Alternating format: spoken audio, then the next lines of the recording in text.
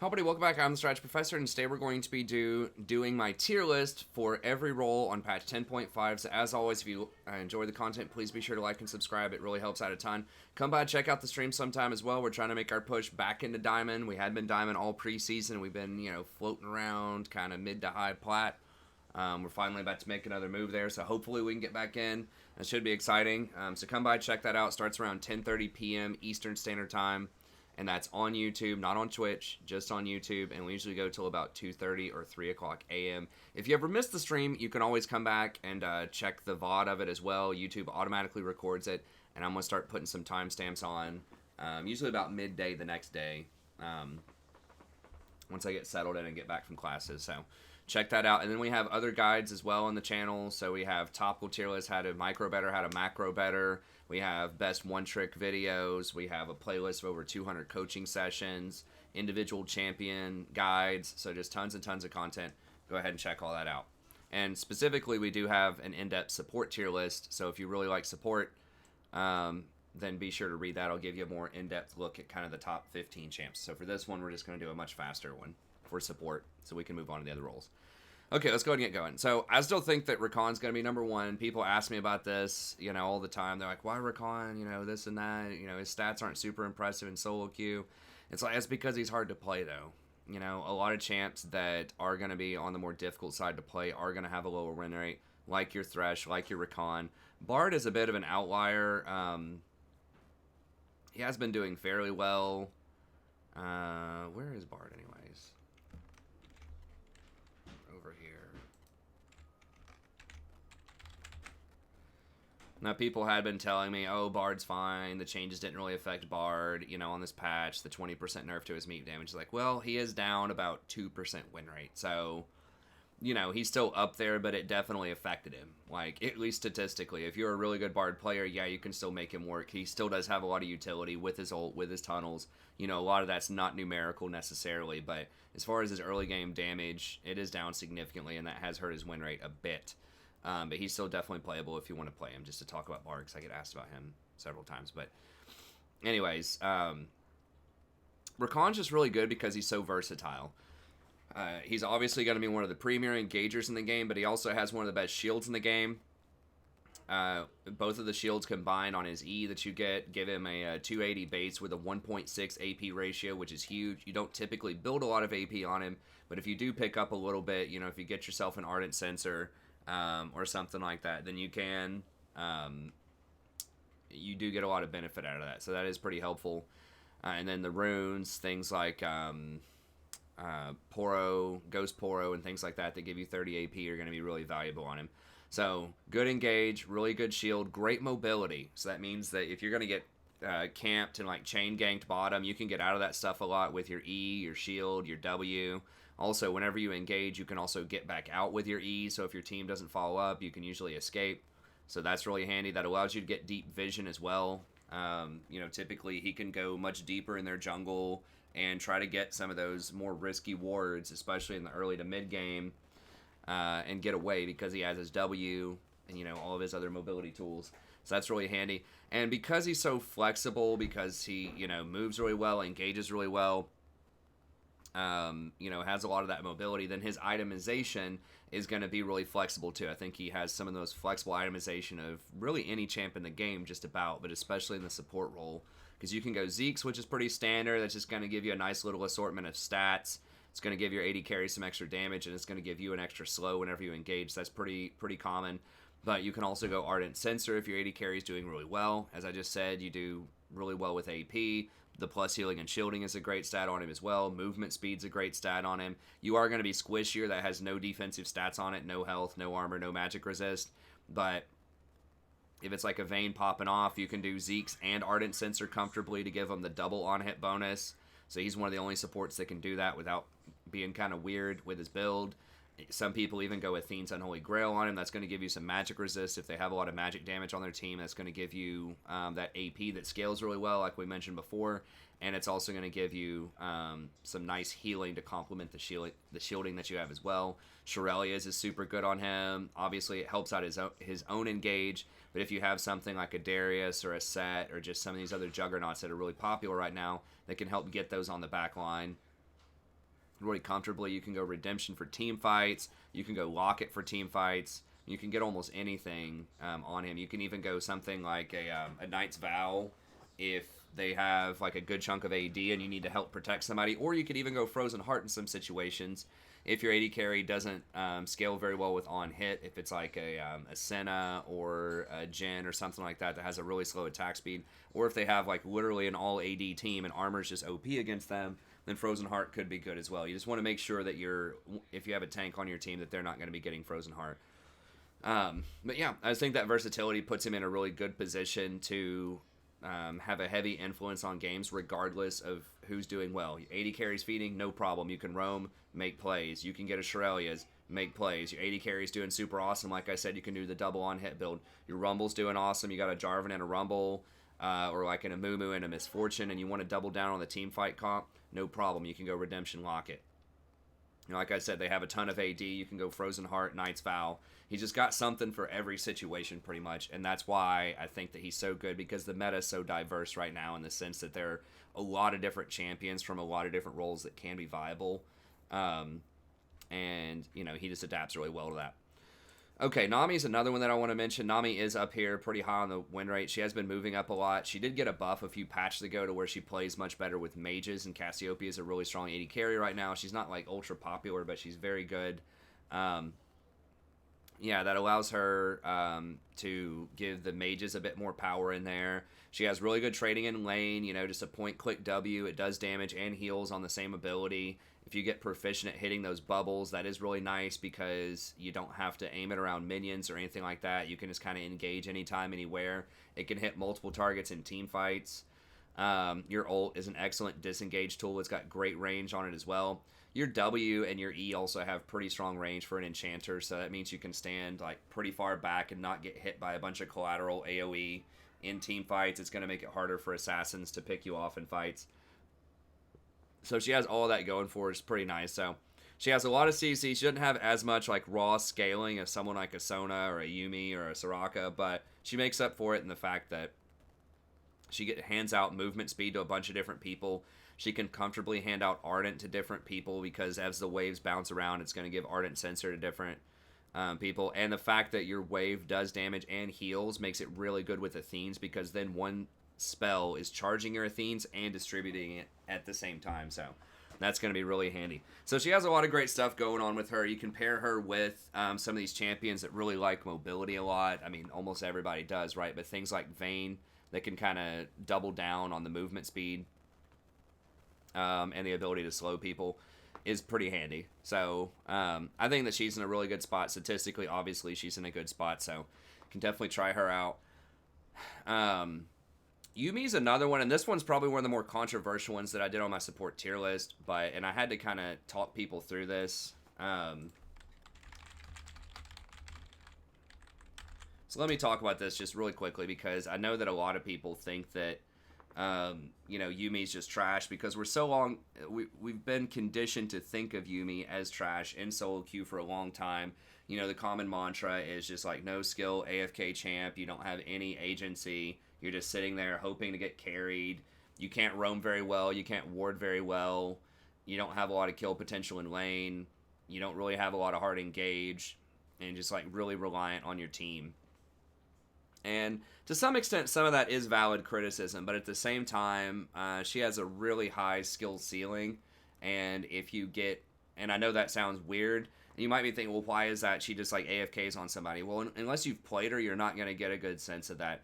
The thing is, she's very disorienting in fights because you have a certain range on your W that you can operate within, and if you try to W onto somebody and they're out of range, you'll actually pop off. Like, you'll hop off of the champion you're currently on, and then you can be targeted and killed and blown up by stuff. So you have to, and people are obviously going to be moving in like a very uncoordinated way a lot of times in solo queue. So you might be trying to jump over to somebody else, so you can give them a heal, or you can reposition for your ult, or you can reposition for your Q, and then they go out of range and you accidentally hop off, then you have to hop on somebody else, or maybe they like flash or like dash away, so you thought you were going to hop onto them, but you didn't, and you stayed on the person you were on. So it can just be really disorienting in fights if you're not used to that, because you're like switching places so often and dashing around. But then there's like failed situations where you don't get that dash off, and there's a little delay on the dash. So there's a lot of like weird interactions and things with her that make her hard to position and play correctly in complicated team fights. Obviously, if it's like, a 10-1 Garen or Darius or something, and you just sit on them and like press the speed up button and then press ult, like that's easy. But in a lot of fights, it's kind of tricky to try to figure out where you want to be and how you want to position. And a lot of your abilities are positional dependent. Where your Q is, how you're going to aim it depends on who you're attached to. Your ult is going to be dependent on that as well. So she's just really weird and kind of tricky to play. So she's definitely not a no skill champ. Now, is she as hard as something like a Thresh? Probably not, but I think she's definitely up there. I think she's, if we were rating difficulty in terms of just support, of like kind of the mainstream supports, like how difficult to play in terms of decisions and things like that, I'd probably give her like an 8 or something like that, maybe a 7 or an 8. But what is it? So, first of all, is she actually good now? Right? And in order to answer that question, you can just look at the 48% flat win rate and just say, okay, no, she's not. She's like 4 or 6% under, like Nami and Soda and things like that. But you got to keep in mind, once again, she's hard to play, and you have to look at her history, right? So when she was released last year at her zenith, right, the highest she ever got win rate wise was 47.5% in solo queue, about 47% in solo queue. That's when her ban rate was 45%, right? And her play rate was about 15% when she got released. And this is when she was pick banned every game in pro, was considered like really broken. And, even people in solo queue banned her a lot, right? She had the 45% ban rate. Well, then she fell off a cliff, right? And she cratered out in mid-December down to just below 40% win rate, 39% win rate. So that's when everyone is like, okay, she's trash after all the nerfs, is 44 down to 39. Well, now she's spiked back up to where she's 49% right now in solo queue, which is higher than she was when she was considered super OP, right? And the play rate is trending up again, and the ban rate is trending up again. Not nearly as high as it was, right, on either count, although her play rate is getting pretty high. So something's definitely going on there, right? Because when you have a bunch of newer players, these are newer players that haven't been committed to Yuumi. They're just kind of like hopping on the hype train Yuumi, right? They just see her in pro. They're like, okay, I want to play her. And usually when popularity rises like that, win rate's going to fall, because this should have been only the most hardcore of hardcore Yuumi players, right? That were playing her on the way down. Because everyone that's like a bandwagon player that just plays whatever sort of the flavor of the week that all the all caps videos tell you, they're going to jump ship and play something else. These are just the committed Yuumi players. And now you have all of the hypers coming in here. But it still is, her win rate is still up. So what's up with that? Why is Yuumi really good then? Well, they made several changes to her that helped her out in solo queue. One of the biggest changes was they gave her attack speed on her W, or on her E rather, which is something that a lot of people didn't talk about that much. I mentioned this. Now, she kind of slipped under the radar on me until this patch. I played against her last patch, and I was like, man, she is really annoying to go against. And the big thing is they gave you this attack speed steroid here of 45%. You might say, well, that's not that much. Well, it is. It's about 1,200 gold worth of extra attack speed. I mean, it's the same thing that Lulu does when she buffs up somebody. I'm pretty sure it's almost exactly the same attack speed, right? So you get that, and then you get this flat 3% non-decaying movement speed whenever you heal somebody, which is massive. When you put that on a Darius and a Set, which is how the meta's been moving, to help her out a lot as well, is she's going to be best on tanks, because then they don't die, which means she doesn't die. And plus healing and shielding is better on tanks because of their armor and magic resist, makes your heals more effective. So for instance, if someone does 100 damage to you, and you have 100 armor, or if you have 100 armor, it would take 200 damage to deal 100 damage to them. It gets reduced by 50%. So when you heal somebody for 100, what I'm trying to say is when you heal somebody for 100 and they have 100 armor, that's effectively giving them 200 health, because in terms of physical damage, because they're going to have to compensate for the armor. And the same works for shields. So that means that as tanks become more popular, she's going to become more popular, not only because of how she scales with plus healing and shielding, as any enchanter that has that does, but because that's also her own survivability, right? And that's what's different about her from a lot of other champs out there. And a lot of times those champions are just missing movement speed a lot of times. If you give Darius a lot of movement speed, he's really OP. Or Set, Garen, a lot of those types of champs. So I think that makes her really strong. And the fact that they buffed this to be a flat 12, you get 12 adaptive force plus 12% adaptive force for 1 point in this. And that is a massive amount. Early on, 12 adaptive force on both of you in the bot lane. Adaptive force is worth like 21 gold each or so. So that's going to be like 250 gold for both of you. So that's like you're coming to lane with 500 free gold. And then now they change it to where it scales off of your anchor. So the person you're attached to. So if you're attached to, an AP mage that has 300 ability power, it scales off of that. They get 12% of that 300 ability power. Before with Yuumi, before the changes, it scaled off of Yuumi. So if you only had, 100 ability power and you attach to an Orianna with 300, the Orianna would only benefit from your 12% of your 100 rather than 12% of her 300. So that's obviously going to be a lot better because most solo laners and people who are ahead, the kind of people you're going to attach to, are typically going to have more adaptive force than you do. Now, if it's a hard tank, maybe that's different. But either way, those were changes that certainly helped out a ton. Those are the two biggest ones, or the three, I guess. The bonus attack speed, the non-decaying movement speed, and the changes to adaptive force. Now, yes, this was a big one too. They lowered the mana cost on this. This did get bumped up to like 120 or 130 when you maxed it. They lowered it back down to a flat 90. It still does decent damage, but it makes your mana a little bit more manageable. They also changed Presence of Mind to where it basically gives you 500 flat mana once you get enough kills and assists, so that certainly helps out a lot with her.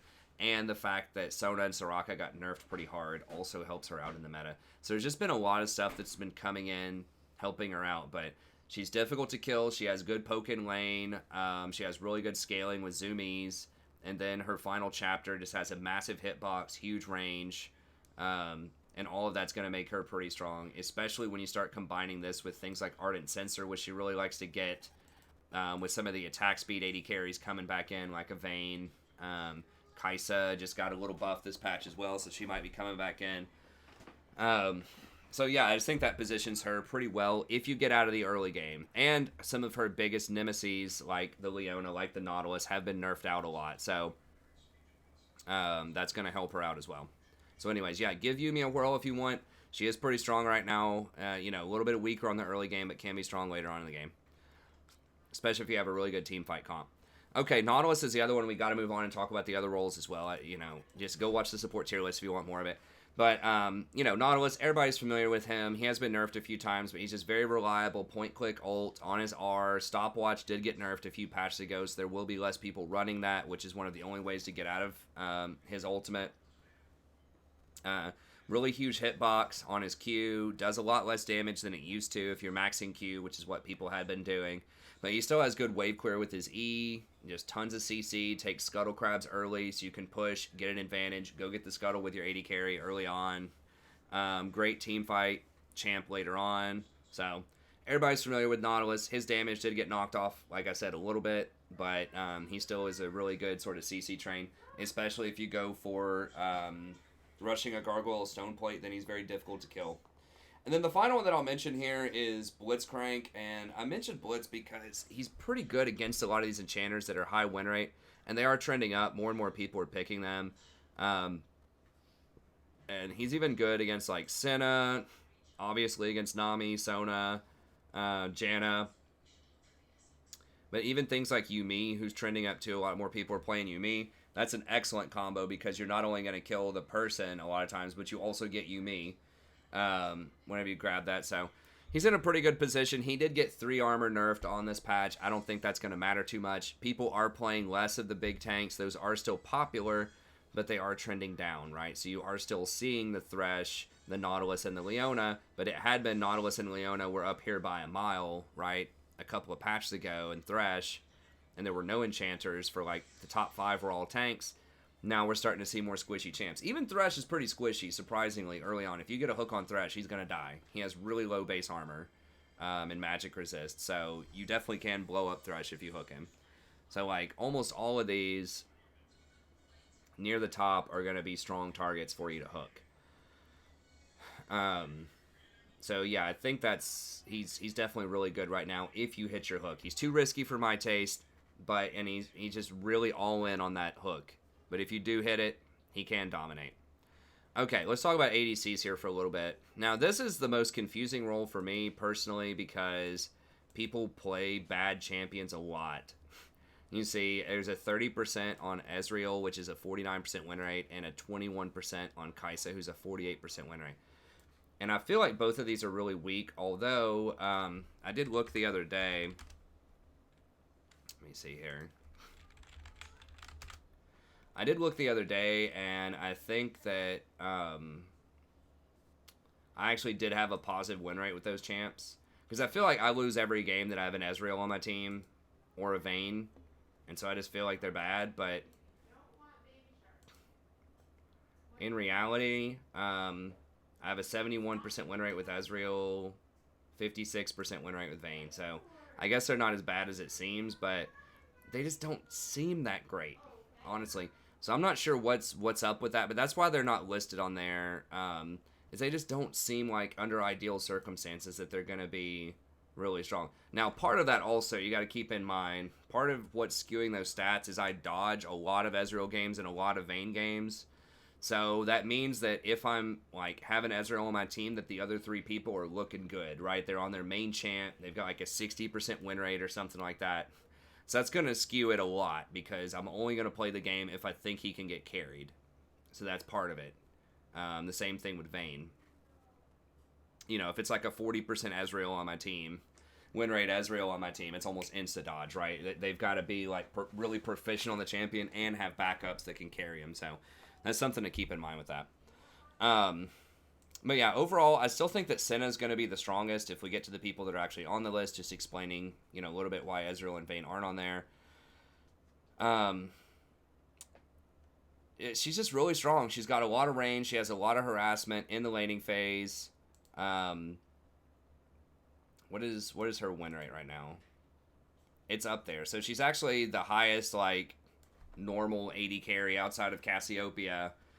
Win rate, although people just aren't picking her in the AD carry role that much for some reason. I don't get it. I mean, she's got long range, she has great scaling, good itemization. She's one of the few champions that can actually abuse mana immune early on. You know, Kai'Sa and Ezreal try, and I just think that they're terrible with tier because they just don't leverage the mana because they don't have a lot of high base damage early.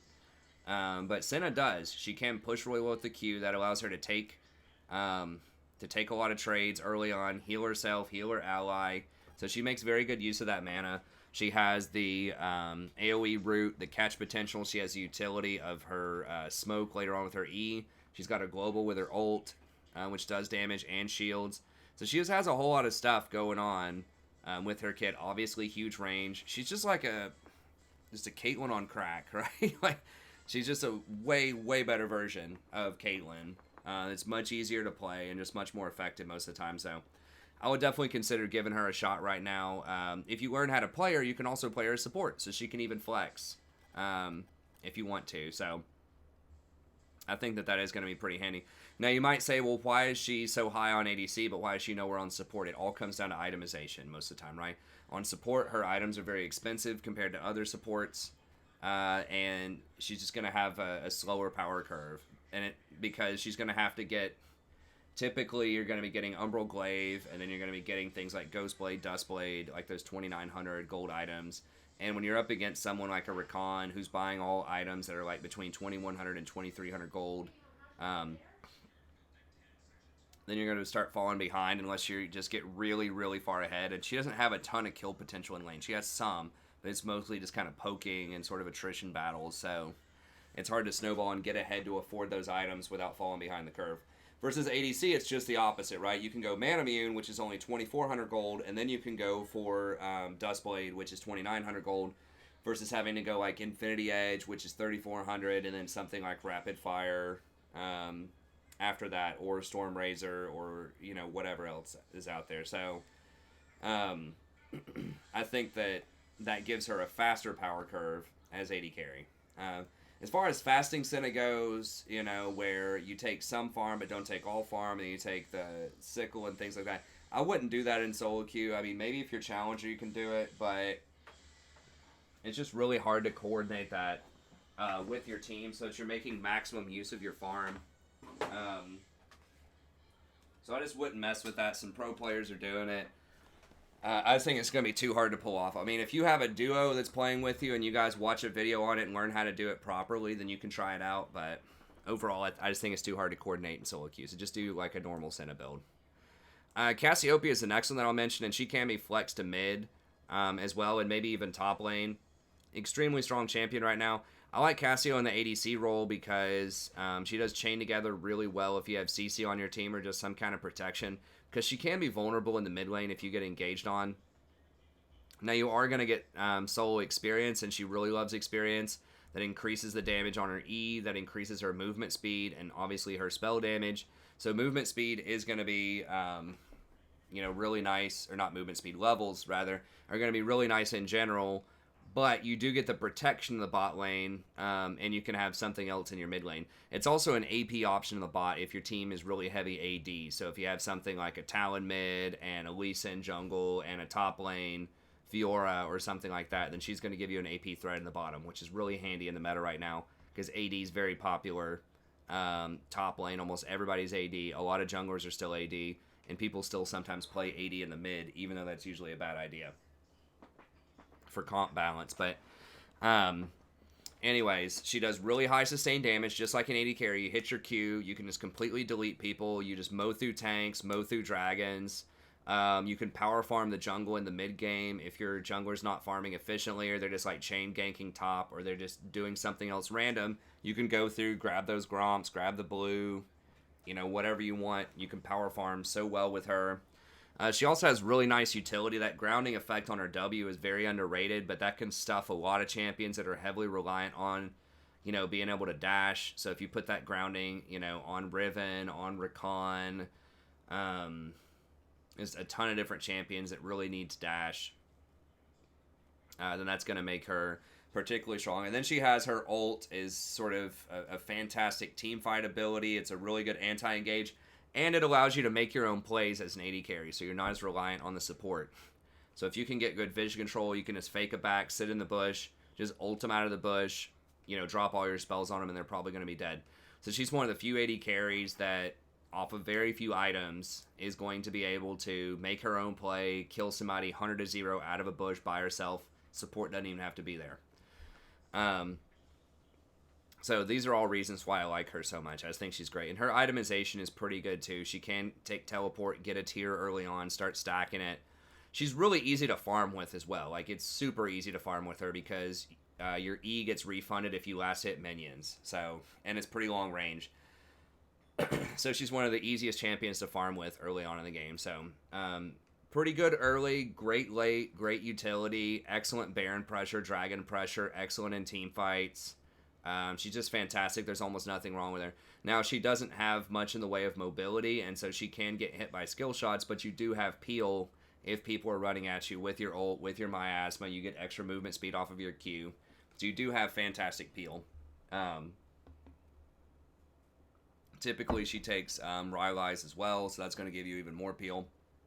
So yeah, I just think Cassiopeia is fantastic right now. And then Aphelios, I still think is going to be really good.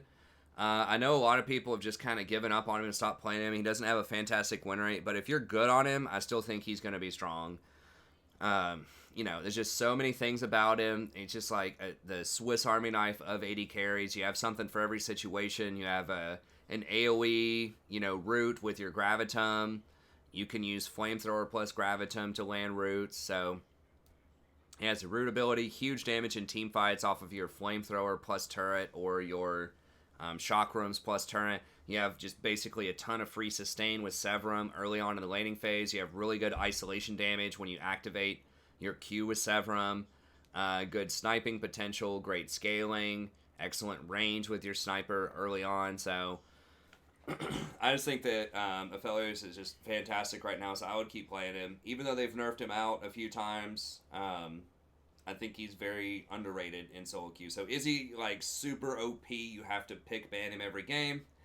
I don't think so, but at the same time, he's pretty damn good. So I would definitely consider playing him. Misfortune is another one. Don't need to say much about him. You know, most people are going to know that he's still pretty strong. Misfortune's still pretty good. She's kind of fallen off a cliff in pro. She was pretty hot there for a little bit, but in solo queue, I think she's always the solo queue warrior. Excellent point click ultimate. So if you fall behind early, so she's got a high win rate, high play rate. If you fall behind early, you still have great utility later on. Good slow with her E, point click, makes it very easy for your support or other people to hit their skill shots, to hit their engage. Excellent scaling. She has like 900% of your total AD on her ult, which is just insane. And it can crit. The ult can crit. Your Q bounces can crit. And your normal auto attacks can crit. She has a ton of movement speed, so she gets really preferential back timings. You can roam really well, keep up with your Moby Boots support. Maybe not go quite as fast as them, but you can get there pretty dang fast with Misfortune if you want to roam with her.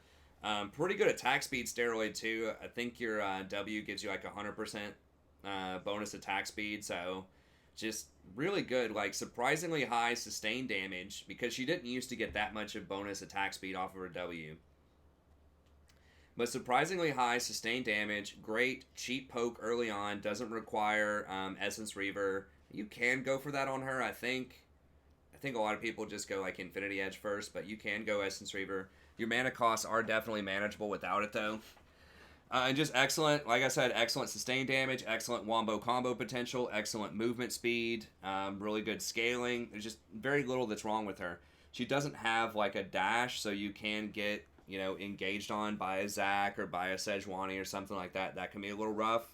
But other than that, if you just have a little bit of peel, she has just fantastic presence all around in the game. And then the final one that I'll mention is Kalista here. Now, Kalista has been trending up a little bit. She's not like super high win rate, but for Kalista, this is a lot. So it's going to be pretty similar to Yuumi. If we come through here and just look at... Because this is another one where everyone, she's been in the gutter for so long that everyone has just kind of written her off and just said, you know what, she's terrible. But if we look at 2020 here, right, and this one, I don't know how I narrow down the years because she's obviously been out for a lot longer. But if you look at her, just her history here, right, like this is 2020, right? She was at 44% win rate. Now she's at 52. So once again, it's all about context, right? She's gone up just a meteoric amount in a very short amount of time to about a 52% win rate over the course of like a couple of months, which is very, very fast. So that these are the metas where she was really strong, like Season 5, that was like 52 to 53%. And she's about there right now. She hasn't been this high in like 3 years.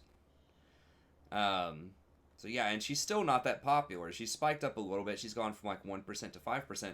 But she's one of the best secrets in solo queue right now that a bunch of people don't play. Now this is saying she has a 50 or a 49% win rate. But on this patch right here, she has a 52% win rate. So she definitely is trending upward. And you might be thinking, well, what's up with that? What do they change about her? Because she didn't get any specific buffs, like really recently. I think they may have given her just like a little bit, you know, like maybe 1 or 2 extra AD or like some extra like base regen or scaling or, you know, just something that was relatively small and inconsequential. But it's really that the meta is shaping up around her in such a way that she can be strong again. So... Oh, not that. Pull this up. Because I looked at this last time I did the 80 carry tier list. Patch history, there we go. And there's nothing like super new. So yeah, they gave her a little bit of armor growth and health growth, which is whatever. Okay, this was kind of significant. The Sentinel. So you get 10% of the target's max health whenever you trigger your Sentinel, your W. So that was pretty significant on 922. So I think you can trigger that. Is it like every... It's not every 10 seconds, is it? That's basically you attack them once and then your ally attacks them. 30-second cooldown, I believe. if both soul marks are applied within 4 seconds.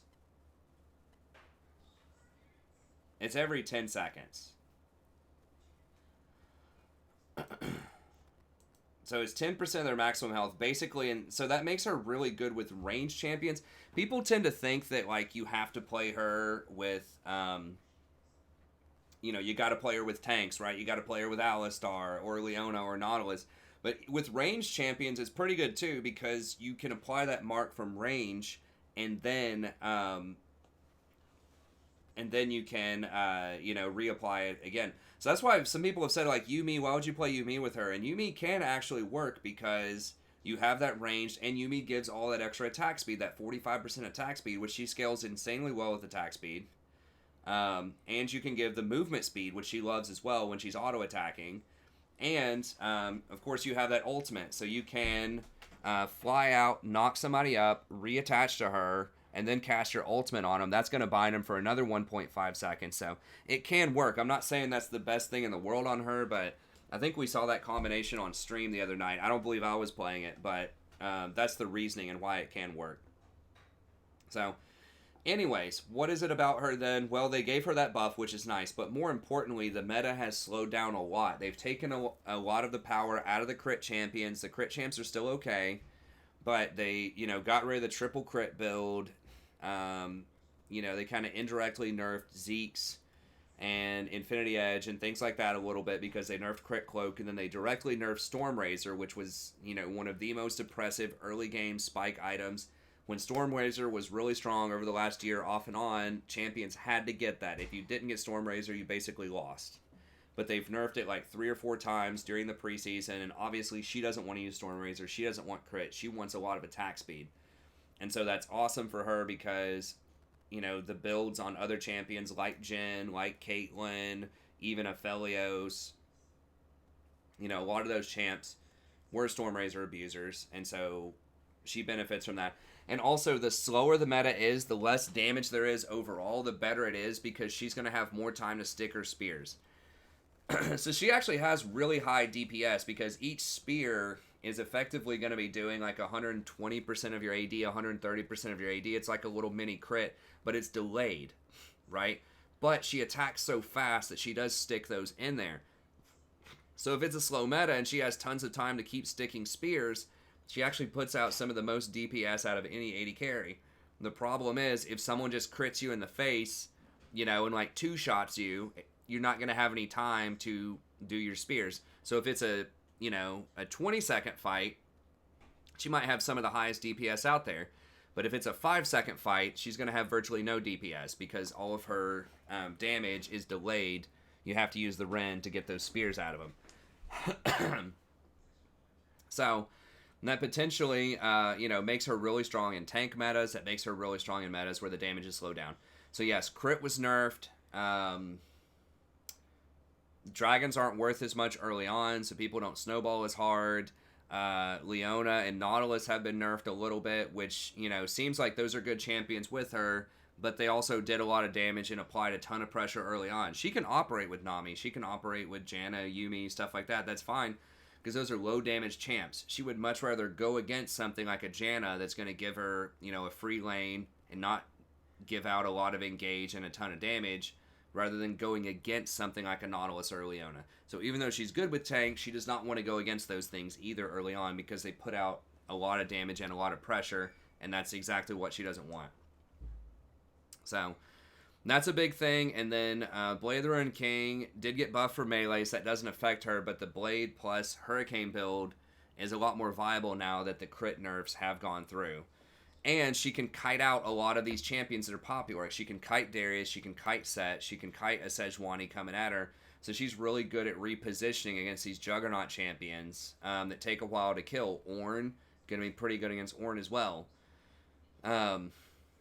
So she just has a lot of answers to things that are going on in the meta right now. And she is kind of tricky to play correctly, but just your ability to kite, your itemization, and just how you are operating in team fights is going to be really good. She's a great team fighter because every single bolt off of Hurricane also applies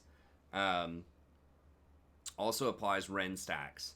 So if everyone's stacked up really close together and you're just, throwing down, 3 Ren stacks on everybody over and over and over again, you can really dominate team fights. So I think she's a good champion right now. Statistically, she's a good champion. She's kind of got Yumi-itis, where everyone is just so used to her being bad that they still think she's bad.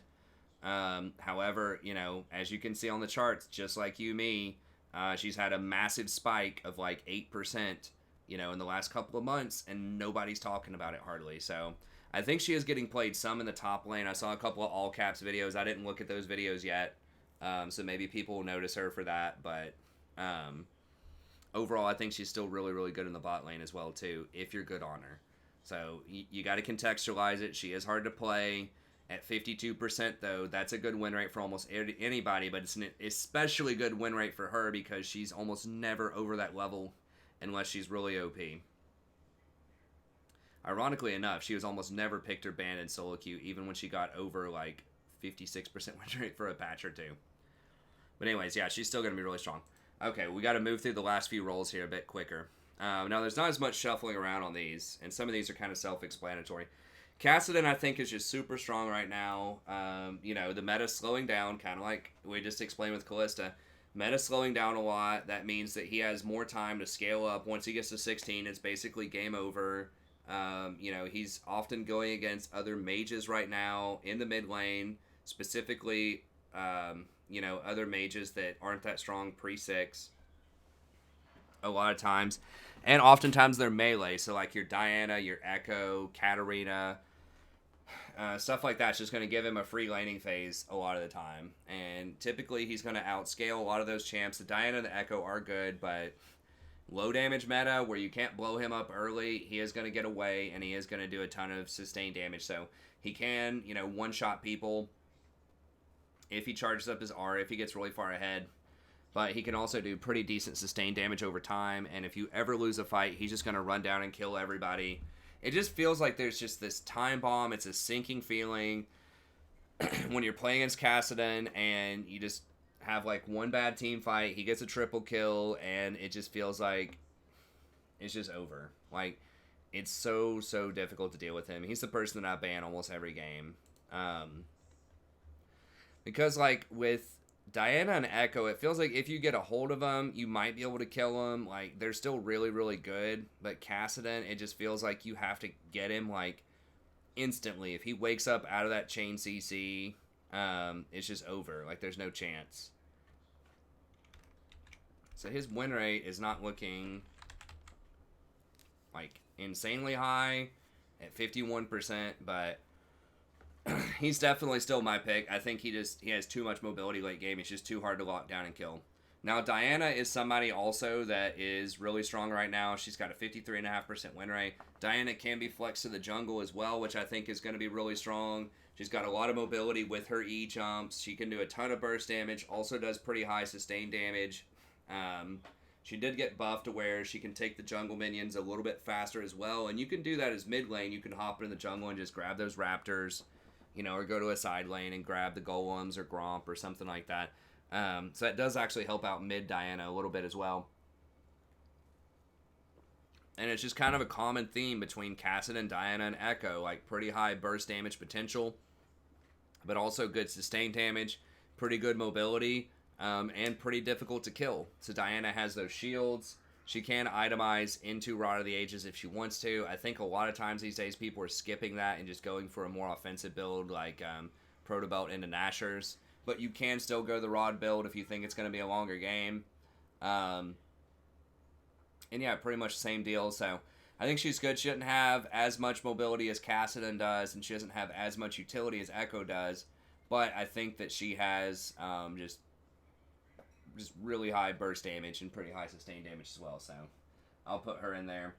The next one, Echo, pretty much needs no introduction. A lot of people know Echo as well. Super strong, high sustained damage. Probably not as high sustained as like Diana, but he does have quite a bit of mobility, and he brings more utility to the table, right? So his W is just like a ridiculous stun. Yeah, there we go. His W is just an absolutely ridiculous stun. I think it's like 2 seconds or something. They buffed it a while ago. I think it's actually like 2.25 with just 1 point in it. If you just run through the stat line on this champ, it's just ridiculous. Like, he has pretty high starting health, 585, 9 health regen, which is also a lot, 340 movement speed. And you start getting into his abilities. His parallel convergence here, 2.25 seconds at level 1. You just put 1 point in this ability. It's a huge hitbox. Yes, it does have a delay on it. Yes, maybe they can move out of the way, but if they don't, it's a 2.25 second stun. If you throw it out of a bush, they don't have that long to see it. And it gives him a large shield, 150% AP scaling on it. And his basic attacks do extra damage as well. It's just crazy, like, how much utility this guy gets out of just a 1 point ability. It's like 1 point ability for a 2.25 huge hitbox AoE stun, has a massive shield, and just for 1 point gives you 3% of the target's missing health on every auto attack. It's like, what? And it costs 30 mana. So, I mean, it's like a joke. And then, his Time Winder is really good wave clear. Total damage 260 with a 0.9 ratio, and that's what you max first. On a pretty low cooldown. Has a big slow on it. The Z Drive does high damage, a 0.8 AP ratio on a passive that stacks up. Gives him massive movement speed, 50% on a passive, and once he's level 6, 60% bonus movement speed for 2.5 seconds. Non-decaying, 60% movement speed. 5-second cooldown, and you can apply it to multiple targets. So if you trigger this on one enemy, and then you trigger it on another one, that doesn't, like, you can do that consecutively without even worrying about a cooldown. And then his Chrono Break, on a very short cooldown, basically full heal, and can just about one-shot people late game. So he just has so much outplay potential with his Chrono Break, with his Parallel Convergence. He's just very, very good against other assassins, and he's extremely difficult to deal with late game. You pretty much, now you can chain CC him if he doesn't get his shield, and you chain CC him and blow him up before he Chrono Breaks. That is an option, but it's easier said than done against good echoes. So, and he usually takes stopwatch as well. So he just has a lot of utility, a lot of damage. I think he's definitely one of the better mid laners right now. Another one that I kind of moved up here recently, and I took Kiana off. I just think you really need an AP champion right now in the mid lane just to balance out team comps because there's so much AD running around. Zoe's been seeing a lot of pro play recently. She's been coming back. I don't know her win rate in solo queue. She is kind of harder to play. Yeah, she's at about 50%. But I think she's been seeing... I see her in a lot of pro games. She's at like 51% win rate. 51% presence. Well, it just feels like she has a ton of utility as well. She has a lot of uptime. Like, she doesn't require her ult to kill you a lot of times. All it requires is hitting one Q, which ends up being on a fairly low cooldown. If you get good vision control, you can hit people with bubbles from around walls. Like, it's a very high engage range. If you land that bubble, you're probably going to kill them. She does get the utility of being able to steal people's summoners. Being able to pick up random crap that can completely swing the lane, like just picking up a random redemption, or, things like that in the laning phase can be really handy as well. And still just does a disgusting amount of damage with her Q. They did give her a couple of buffs near the end of last season. So up to, 425 with 150% AP. So, and I don't know. She's just pretty mobile. She's like one of the best poke champions because her poke is basically if she hits you with it, you're dead. A lot of times. So she's like poke, but she's also kind of like an assassin most of the time. Now, she does lack a little bit of mobility. Very skill shot dependent. You have to be able to play really well around your portal jump. So I think she does have a lot of carry potential. I played her once or twice. She's pretty weird. You got to get used to her. So she's on the hard side to learn, but once you get her down, I think she is going to be quite strong. Then the final one that I'll mention is Katarina. She does have a high win rate right now, high play rate. Up here. Highest snowball potential out of any of these, probably, especially in the mid game. Once you get your Gunblade, it's kind of off to the races. You can kind of start 1v5ing if you do get ahead. She is vulnerable to CC. That is a problem. But if the enemy doesn't have a lot of CC, you can carve people up. She can have an issue against tanks as well. So if they do have a lot of tanks, that can be bad. But if they are running a lot of squishies, if you do get really proficient on her, then she does have one of the highest snowball potentials of any champ in the game. So, that is nice. Now, if you do have people on your team that can CC the enemy, tanks on your team that can CC them, then that is really good. So it just kind of depends on the comps. But she is one of the better champs out there, especially if you want a one-trick. Okay. As far as jungle goes, I think that Master Yi is probably going to be the best overall right now. He got a huge buff with that Blade of the Ruined King, because usually he goes Blood Razor, Gensu's, Blade of the Ruined King, and then it's just like delete everybody after that. So he takes objectives really quickly, dragons, barons. He can split push really well with taking towers. He can 1v1 if he gets really fed. He can team fight really well with the resets on his Alpha Strike. People say, just CC him, just CC him. It's like, it's not that simple because the Alpha Strike makes you untargetable. So, like, a good Master Yi is going to Alpha out of a lot of CC, and then get the resets. He can block a lot of damage if he meditates at the right time. So people think he's just a brainless right-click champion. Yeah, he's not the hardest mechanical champion in the world, but choosing the right time to Alpha Strike to dodge stuff and choosing the right time to meditate to block damage, can be pretty skill expressive. So, you're not going to be seeing him a ton like in Challenger, but overall in solo queue, he's going to be very good. He's also pretty solid into a tank meta. Yes, if they change CC, that is going to suck, but you do carve up tanks like they just aren't even wearing armor pretty much with all of your true damage and Gensu's. So I think that positions him as one of the best junglers, especially if you're gold and lower. You should highly consider trying to pick him up. He's very, very strong right now. Zach is another one who is definitely climbing up a lot, and you are seeing some of him in kind of higher level play as well. But he has awesome engage ranges. He can get around wards really easily. He can get to that back line really easily. If you're against something like a Senna or a Misfortune or an Aphelios, those champions don't have a lot of mobility. So being able to get on them is going to be pretty easy a lot of the times. He did benefit very heavily from the Cinder Hulk changes. Not only does he like the extra damage that you get off of that, but the Cinder Hulk itself, just being able to stack up all of that health, is going to be very useful on him as well.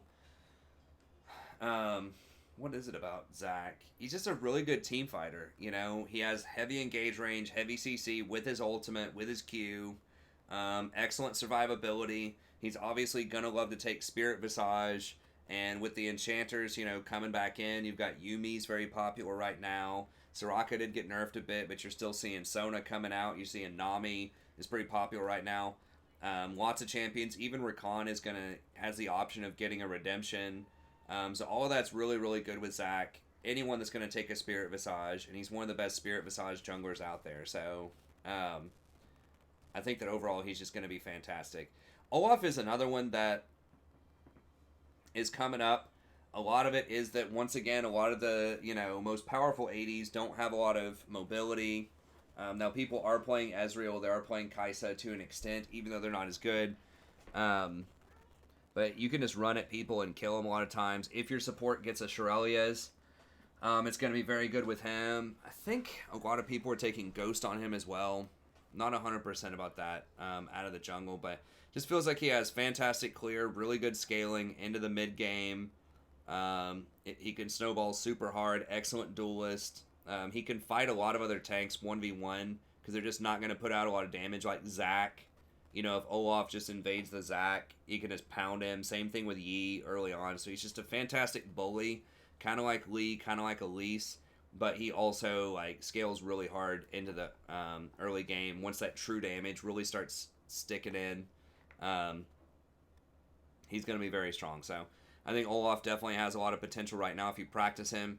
Elise is another one that I really like. If you want really high burst damage that's AP out of the jungle, she's going to be pretty good. You could substitute her with Lee. Lee is going to have more utility later on in the game with your kick, but Elise is going to be AP, which is great if you have an 80 top and an 80 mid.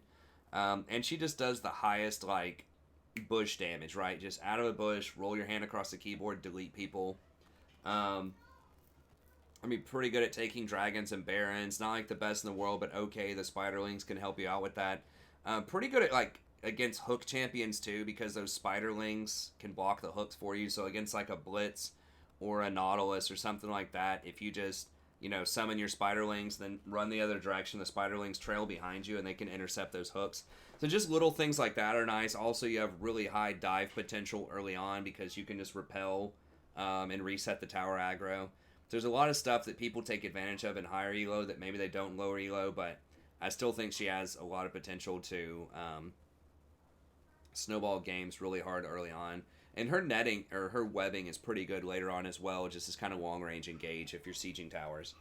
And then Nunu's another one that I'll put in there. A lot of tier lists don't have Nunu up there. He is the highest win rate, though, and he's just a really solid utility tank out of the jungle. He clears really quickly, very safely. You know, you have the threat to secure every objective with the Smite plus consume.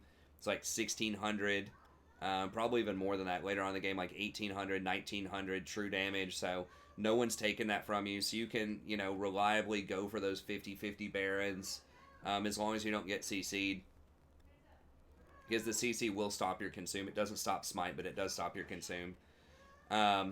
She's just really good. You know, he is. You've got that ult to kind of zone people out, does a ton of damage, adds a cripple so people can't attack as fast, gives you a nice shield. You have the snowball for like weird gank angles, like ganking through the lane that can be really handy. And then you also give a nice buff to your AD carry. If you have someone who loves attack speed like a Callisto, like a Vayne, then adding that Blood Boil on there can be good. And he can itemize any utility items if you need to. You know, obviously he's going to like to go something like Cinderhulk, so he does benefit from that. He does like Dead Man's Plate, but you can get something like a Knight's Vow or a Locket later on if you want to, just to give you some good team utility. And he has Sustain as well with his Chomp in fights. That gives him a lot more effective health than some of the other tanks out there. And then finally, top lane here, we'll just go through these just really quickly. Darius, I think, is still going to be number one. Ornn did get nerfed a little bit on this patch, so I already had Darius up there before. I would still put him up there now. He's excellent against tanks, and he's excellent against squishies. Really, the only thing that limits you as Darius is your mobility, and a lot more people are taking Ghost on him right now. You don't need to take Teleport as a top laner as much anymore because it's all about the 5v5 team fights. We're just not seeing the split pushers as much. Fiora is kind of coming back a little bit. They did buff her up. Tryndamere might take Blade the Ruined King and try to, you know, come back into the meta, but it hasn't quite finalized yet. So I just think he's fantastic. If your support takes something like a Shirelia's, he's going to be great. But even with Ghost, you just run him down, clap him. I don't think he typically gets things like Tiamat early on, but maybe he could go Titanic a little bit more. I know he likes Trinity, which gives him extra movement. People have been doing, like, experimenting with going Trinity into,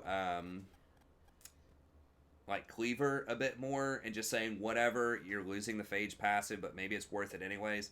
I haven't done the math on that. Some people have been experimenting with it. Sterix is also popular. Spirit Visage, same reasons. If you have healers on your team, Spirit Visage is going to be great. You do have a lot of self-healing as well. So just overall, good champ, does a lot of true damage, excellent in team fights. You get that one kill, you can just put the bleed on everybody, you know, just chain kill everybody. So the meta's slowing down. You know, once again, he's going to have a little bit more time to start scaling up and just carve through those tanks. So I think overall, he's going to be my highest pick. Ornn, I still think is good, so I've still got Ornn up here. He did lose some damage, but he still has all of his CC. He still gives out, you know, 5,000 extra stats to his allies. So I still think he's going to be good. As you can see, his win rate has fallen off a little bit here.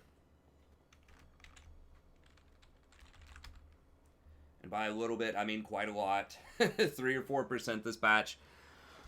But I still think he's probably the best overall top lane tank if you want to play that. So still try him out. I still think he's going to be pretty solid. But the nerfs will definitely hurt him in solo queue. It's possible he deserves to be lower, but I'll put him here for now, and we'll see how it plays out for the rest of the patch. Kled is surprisingly very good right now. A lot of people are sleeping on Kled. Now, Kled is someone who historically has almost always been pretty good, like a 52+% win rate champ. But you got to leverage him early. He does kind of fall off later, but and he's just a weird champ because you don't get Trinity on him. You usually do get Black Cleaver, but he also does get Titanic Hydra. He loves that auto attack reset, so you can get your violent tendencies to trigger a little bit faster. So that is going to be pretty handy. That got buffed on this patch.